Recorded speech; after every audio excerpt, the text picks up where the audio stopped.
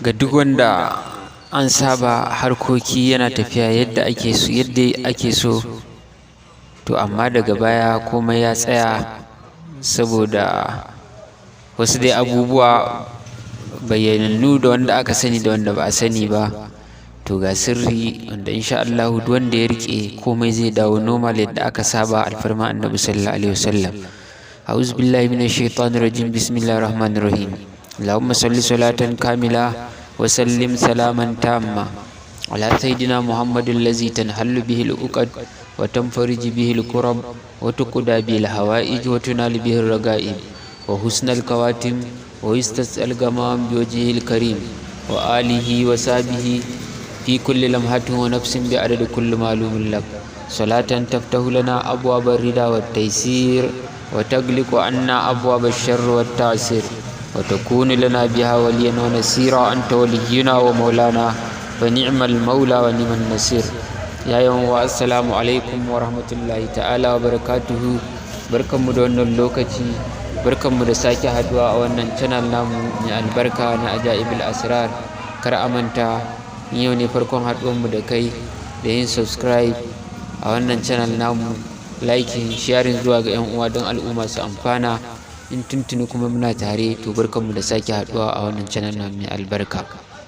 A yau mun zo muku da wannan fa'ida akan wanda ya saba harkar shi ta kasuwa ko aiki, abubuwa suna tafiya yadda ake so cikin farin ciki da annashuwa, to amma daga baya saboda yanayi abubuwa komai ya ɗan rufe ya kulle ba kamar yadda aka saba ba, ake so Allah ya buɗa komai ya dawo yadda yake. To insha Allahu aka riƙe wannan fa'ida za a dace,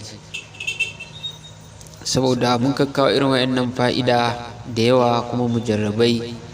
To amma duba da yanayi akwai wanda suka biyo mu suke mana magana akan da ƙarancin sani a gare su na maybe wace sura ce aka kawo, to ba su da iliminsu bai kai su iya wannan sura ba. In wani aya ce maybe za ta ba su wahala, to sai muka ga ya kamata mu kawo wannan sirri akan wannan fa'ida da muke bayarwa. Wannan fa'ida ne na wannan aya, wala sawfa yu'tika rabbuka fatarda wala saufa yu'tika rabbuka fatarda, wanda insha Allah dai duk musulmi kuma wanda ya har ya iya hawa intanet ya wannan maybe, to insha Allah ya san dai wannan aya wala saufa yu'tika rabbuka fatarda.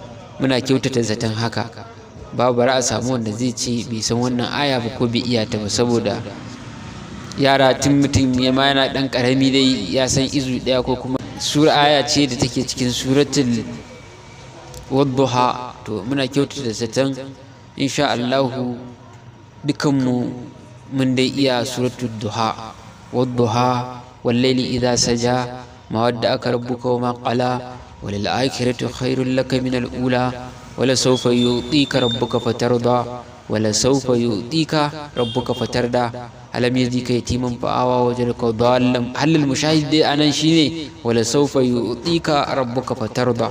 Sadaqallahu alazim. To insha Allah wannan aya ce wanda duk wanda ya rike ta akan wannan bayani da muka yi, ya saba yana yawan samun aiki. mai aiki ne, aiki na hannu ko kuma na wannan, ya saba abubuwa ana samun yadda ake so, saboda gudanar da harkoki na rayuwa komai na tafiya da ake so, amma daga baya saboda taɗilatu irin nukusat da yake faruwa akan mutum, wani abu taɗilat na shaidanu da wasu wannan dai abubuwan da dai ba a rasa wanda suke kawo musabbabin haka. Sannan mun sha bayani akan ba abin da yake toshe hanyar arziki shine saba ma Allah. Saba ma Allah yana da tasiri gurin toshe hanyar arziki. Kaga mutum ya shiga kunci matukar Allah na san ka kana saba mai, to zai sa ka shiga cikin kunci akan duk wani abu da ya shafi jalabi. Sai mutum ya gane ya shiga kama istighfari. sai mutum ya gane ya kama istighfari.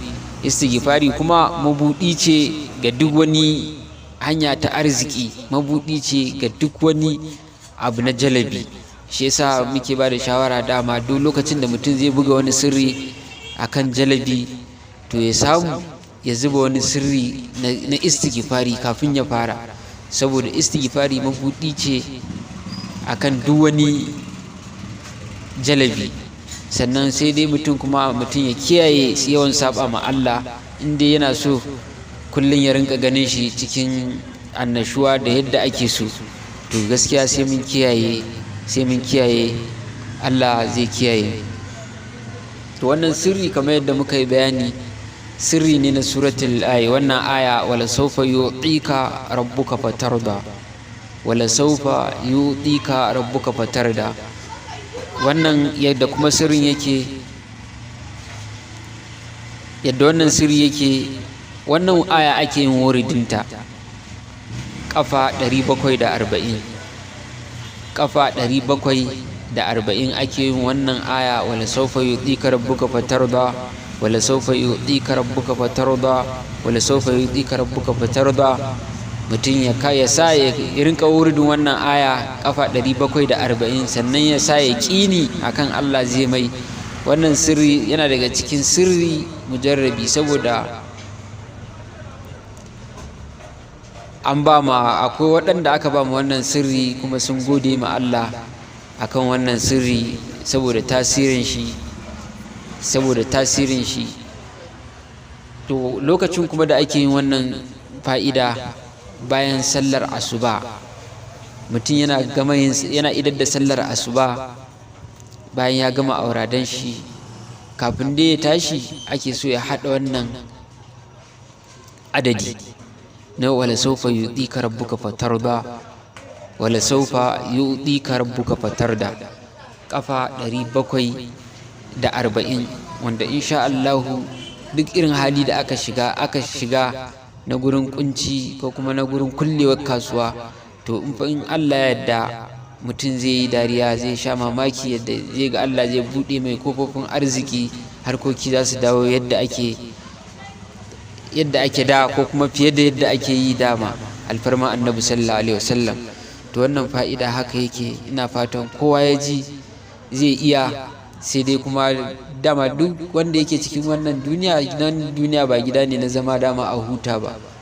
Kar mutum ya ce yayi abin ya mai yawa, saboda mutum zai yi ne saboda dalilin harkokin shi na rayuwa, kuma dalili na harkoki na kasuwa. Za ka je kasuwan, in ka ƙi yin wannan wuridin sai ka je kasuwan ka ɓata lokacin da awoyi da yawa kuma ba a sami yadda ake so ba.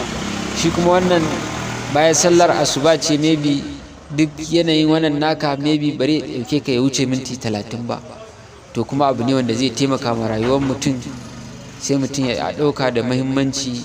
Wa dumtum fi ri'ayatillah, wassalatu wassalamu ala sayyidina Muhammad wa alihi at-tayyibin at-tahirin. Wassalamu alaikum wa rahmatullah.